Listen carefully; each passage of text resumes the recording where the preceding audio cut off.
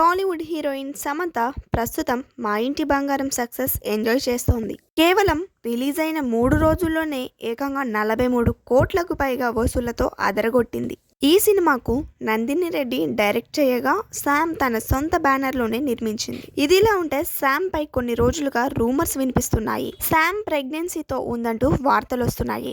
ఈ నేపథ్యంలో ఆమె గతంలో ఓ ఇంటర్వ్యూలో చేసిన కామెంట్స్ ఇప్పుడు వైరల్గా మారాయి. గత ఇంటర్వ్యూలో సమంత మాట్లాడుతూ, నా బిడ్డే నా ప్రపంచం అవుతుంది. ఉద్యోగం చేసుకుంటూ పిల్లలను, ఇంటి బాధ్యతలను చూసుకునే మహిళ అంటే నాకెంతో గౌరవం. నా చిన్నప్పుడు ఎన్నో కష్టాలు పడ్డా. అలాంటి బాల్యం గడిపిన వారంతా వారి పిల్లలకు లగ్జరీ జీవితాన్ని ఇవ్వాలనుకుంటారు. ఇప్పుడు నేను కూడా అదే నిర్ణయించుకున్నా. నా బిడ్డ పుట్టిన తర్వాత కొన్నేళ్ల పాటు తనను వదిలి ఎక్కడికి వెళ్ళను. తనే నా సర్వస్వంగా చూసుకుంటా అని అన్నారు. కాగా శామ్ ఇటీవల మూవీ ప్రమోషన్స్లో శారీలో కనిపించారు.